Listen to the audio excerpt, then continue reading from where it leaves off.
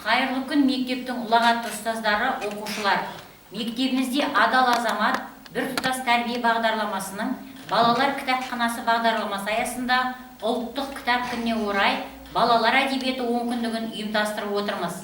Балалар әдебиеті 10 күндігі білім алушылардың кітап оқуға деген қызығушылығын арттыруға, көркем әдебиет арқылы рухани адамгершілік құндылықтарды қалыптастыруға бағытталған көпшілік, мектепшілік, мәдени ағартушылық іс-шаралар кешені.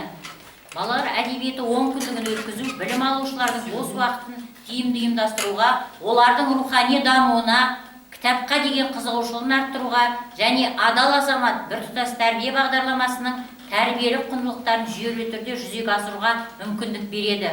10 күндіктің 4-ші күні іс-шарасының тақырыбы гаджет және рухани даму пікір-талас сағаты деп аталады. Бүгінгі пікір-талас сағаттың мақсаты оқушыларға гаджетті тиімді пайдалану, мәдениетін қалыптастыру, рухани құндылықтарды түсіндіру. Енді балалар, мына жерде біз бүгінгі іс-шарамызды, яғни гаджет және рухани даму пікір-талас алаңын 8-ші А сыныбымен өткізіп отырмыз. Неге десеңіздер, сіздердің сынып жетекшілерінде осындай бір тақырып бар екен. Сондықтан ол кісімен келісіп отырып, осы іс-шараны сіздердің класспен өткізуді дұрыс деп шештік. Себебі ендігі жылы сіздер мектепті бітіресіздер, бітіргеннен кейін ертең колледжге барған кезде, колледжде сіздерге жасанды интеллектімен жұмыс жасау керек. Сіздерге бір тапсырма береді, сол тапсырма арқылы, жасанды интеллект арқылы өздеріңіз мультфильм жасайсыздар. Ол мультфильмді мысалы балаларға көрсетесіздер. Осындай ізгі тақырыптарды алдағы уақытта сіздерге жасап бәрін жаңағы үйретеді. Себебі биылғы жыл біздің президентіміз айтқандай 2026 жыл жасанды интеллекті жылы. Яғни күнделікті жасап отырған біз жұмыстарымызды осы жасанды интеллект арқылы жасап шығаруымыз керек. Енді алдарыңызда сіздерде 2 топтар. Бірінші топ гаджет пайдалы дейді, екінші топ мына жерде гаджет зиян дейді. Енді гаджет пайдалы тобының біз капитанын сайлап алайық. Капитанды Ернұр Салиға, сен осы бүгінгі бірінші топ гаджет пайдалы дегеннің капитаны сен боласың. А екінші капитаны, жаңа гаджет зиянның капитаны кім болады? Нұралы болады. Енді балалар, мысалы алдарында мына жерде бізде ноутбук тұр, онан кейін әр қайсыларында жеке қалта телефондарың бар. Ал мына жерде екінші топта бізде кітаптар жатыр. Енді қазір барлығымызға сұрақтар қойылады. Мысалы сіздерге жаңа қысқа ғана сұрақ.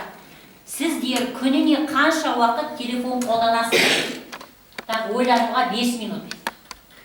Так, екінші топқа сіздер күніне қанша уақыт кітап оқисыздар? 5 минут уақыт ойланасыздар, пікірталас бір-бірімен сөйлесесіздер. Яғни, мына жақ қанша уақыт телефонды қолданатыны, ал екінші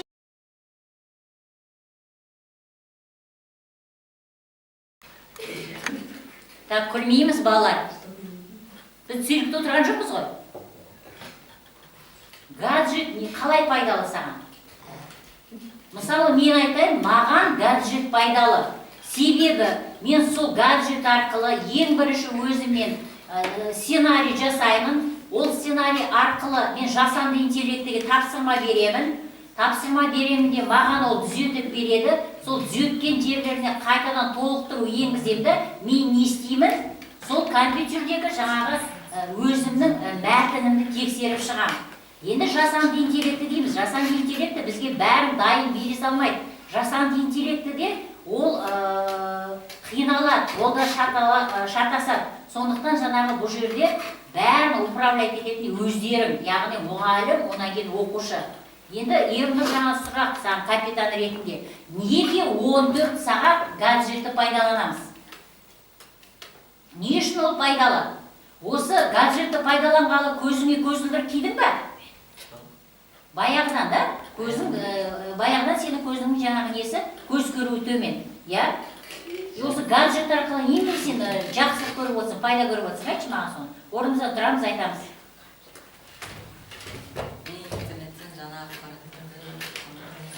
яғни интернеттен жаңа ақпараттар аламыз. Интернет арқылы өзіңе қажетті сен заттарды осы гаджеттен аласың, Ал егер осы гаджеттің зияны бар ма?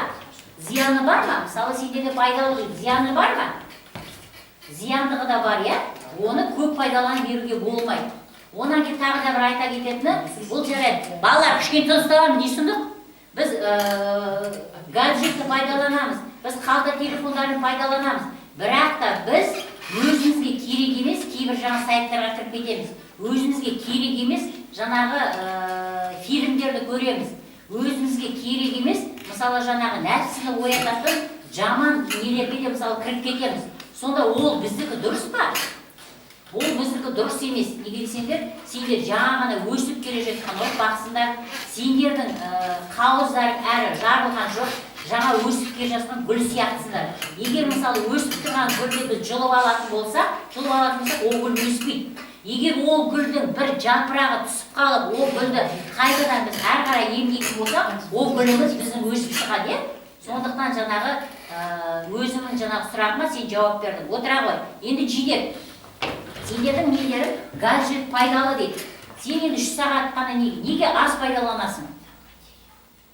Жидек. Неге аз пайдаланасың? Саған сол 3 сағат жетеді ме? Саған 3 сағат жетеді, да? Сол 3 сағаттың ішінде өзіңе пайдалы қандай ақпарат аласың дейді? Яғни сабаққа керек қосымша берген мағлұматтарды содан аласың. Саған 3 сағат жетеді. Жақсы, Айшаға 5 сағат. 5 сағатта сол гаджеттің пайдалылығын қалай білесің?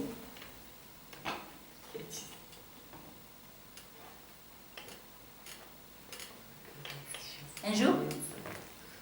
Сен неше сағат пайдаланам деді? 7 сағат. 7 сағатта сен не аласың осы жаңағы неде, гаджетте? Компьютерді, жаңағы біздің ноутбуктан не аламыз? Так, ойланамыз. Енді бізге екінші топ, яғни қарсы тобымыз, бізде жаңа қарсы тобымыз. Гаджет зиян.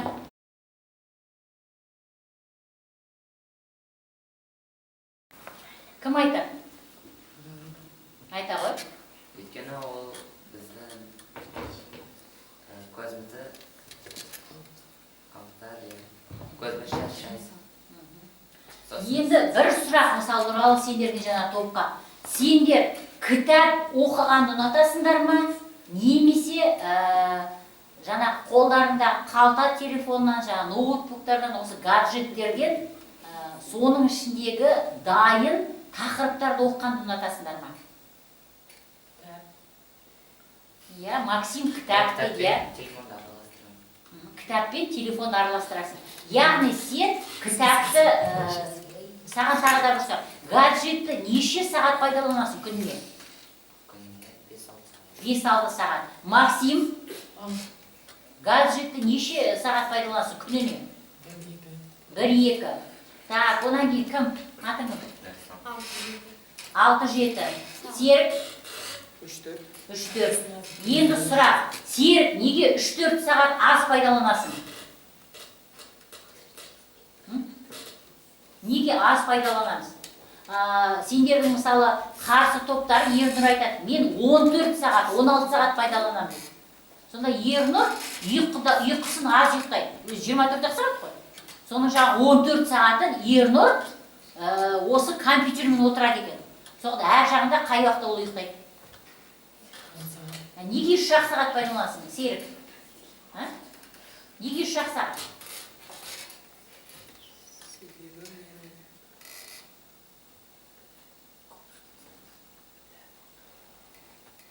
Нұралы, сен неше сағат? 3-4 дедің да, тоже? Енді 5-6. Сен неге 5-6 сағат? Неге 14 сағат емес өзінің қарсы тобындағы? Неге 16 сағат емес? Неге көп сен ұйықтайсың? Ол неге аз ұйықтайды? Өйткені маған сол уақытта көрген, естіген ақпарат жетеді. Сол көрген, естіген ақпарат жетеді. Максим, сен неге 2-1-2 сағат аз? Потому что я кітап оқимын. Кітап оқимын, да? Гаджет алып. Жақсы. Енді атың кім сен? Нұрислам. Нұрислам не айтады екен?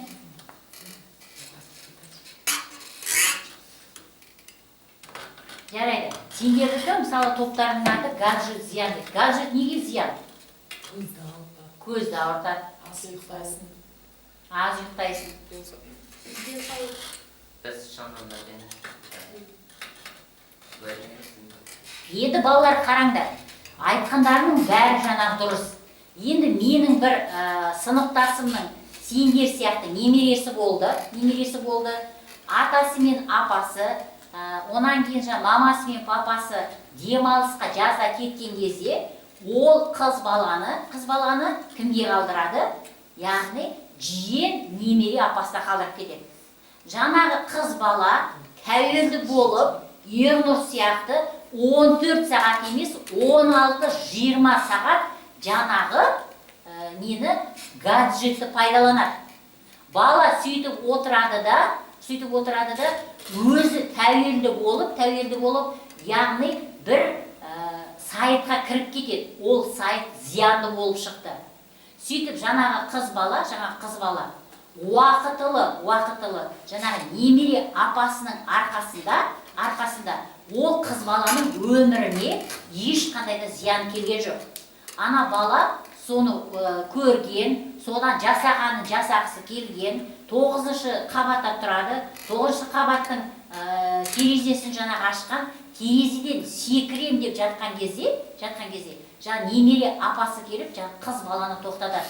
Сонда сұрақ қойған кезде неге ол баланың айна неге бұлай жасадың?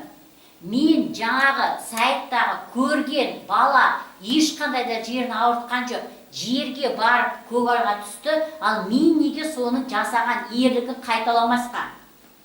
Жарайды, ол балаға ештеңе болған жоқ.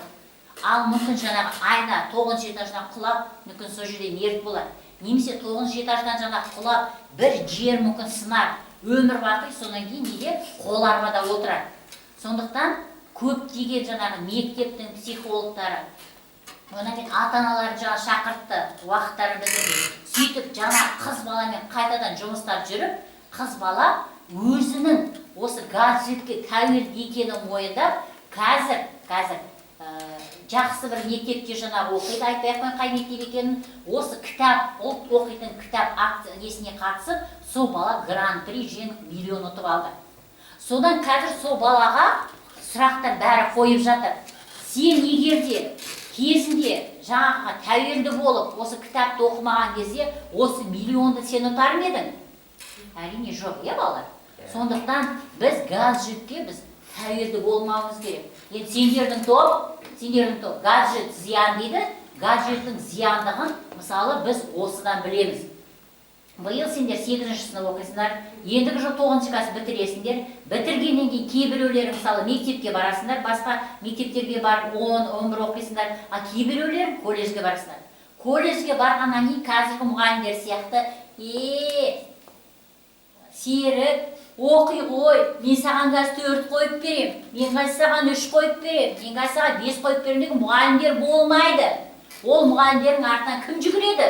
Серік жүгіреді, Нұрислам жүгіреді, Нұрәлі жүгіреді, Максим жүгіреді. Неге десеңдер, ол мұғалімдер сендерге білім береді, сол білімнің қайтарымын сендерден сұрайды.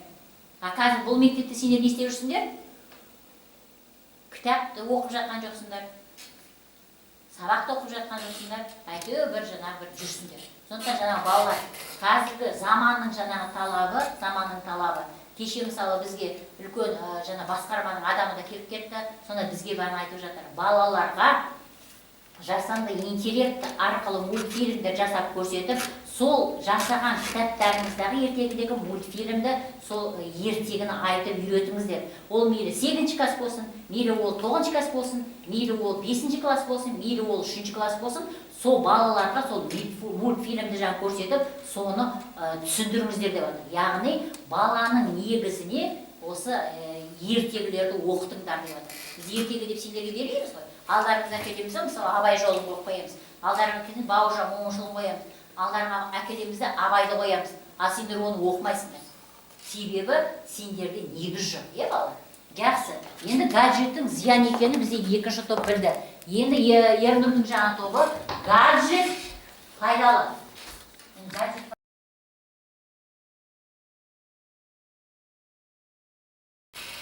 Жарайды. Енді 2-ші сұрақ. Телефонсыз бір күн өмір сүре аласың ба? Айша? Сүре аласың, е? Сен де сүре аласың, е? Кім? Інжу? Телефонсыз бір күн. Телефонсыз өмір сүре алады ма бір күн? Сүре аласың, да? Сен 16 сағат көрдің ғой. Қалай сен бір күн оны нетесің? Ничего? Так, енді екінші, телефонсыз бір күн өмір сүре аламыз ба? Сүре аламыз, е? Жақсы. Енді балалар, мысалы тағы да бір айта кететін жаңағы мәселе, жарайды. Біз гаджетке біз тәуелдіміз, біз компьютерге тәуелдіміз, біз керекті заттың барлығын балалар тыңдаламыз. Заттың барлығын біз осы жаңағы компьютер арқылы тауып аламыз, е балалар? Жақсы. Енді жасанды интеллекті деп жатырмыз. Жасанды интеллекті кейбір кездерде ол да мысалы жаңағы зиян. Мысалы, Ернұрдың ақпаратын біліп алса, менің ақпаратымды біліп алса, мысалы, құқық бұзушы адамдар, онда біз екеумізге, мысалы, ертең бір зияны тиюі мүмкін.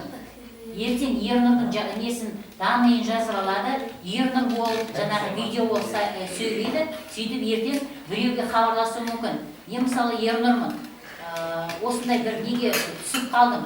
Маған сіздің жаңа көмегіңіз керек. Осындай қаражат бізге жұмсаңыз деп. Ал ол Ернұр емес, ол Ернұрдың несін жазып алған адамдар. Енді бұндай жасөспірімдерге тиіспейді, түзіп отырамыз, жасөспірімдерге тиіспейді. Бұл үлкен адамдардан, ақша табатын адамдардан осындай мысалы нелер жасалынады. Балалар енді жақсы. Біз өзіміздің гаджетпен рухани даму пікірталас сағатын мінекей сіздерменен жаңағы өткіздік. Енді түзіп отырамыз, балалар. Не болды, Максим? Сен кішкентай бала емессің ғой жаңағы мектепке келген. Енді бір жаңағы сұрақ, гаджет пайдалы. Гаджет пайдалы. Неге пайдалы айтшы? Тұрып айтады. Неге пайдалы? Дайындалып отырамыз, тұралы. Гаджет зиян. Гаджет неге пайдалы саған? Өзіңе қажетті ақпаратты сен осы гаджеттен аласың, е? Гаджет саған пайдалы. Сен кітап оқығың келе ма? Кітап оқығың келе. Бірақ сен кітап оқымайсың. Сен жаңағы ол кітапты оқуға сенің құқың жоқ, е? Сен өзің басқара алмайсың. Неге? Сен гаджетке тәуелдісің. Түсінікті. Жақсы, мына жердегі екінші топ кім? Нұралы. Сендер гаджет зиян дедіңдер, е?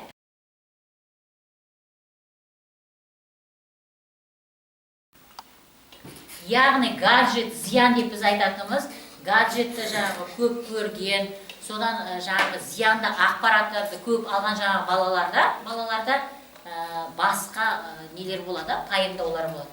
Сондықтан екі топтың да жаңағы айтары осы. Енді балалар гаджетпен рухани даму пікірталас сағаты осымен жаңағы аяқталды. Енді бізде ертең басқа да біздегі күндеріміз бар, сондықтан бүгінгі пікірталасқа қатысқандарына үлкен рахмет. Пікірталаста сөйлеу керек, пікірталаста пікір алмасу керек, пікірталаста дебат сияқты екі жақ бірін-бірі жаңағы жүріп жүру. Ал сендер жаңағы отырсыңдар, жақсы, рахмет. Қатысқандарына рахмет. Сау, саламатта болайық.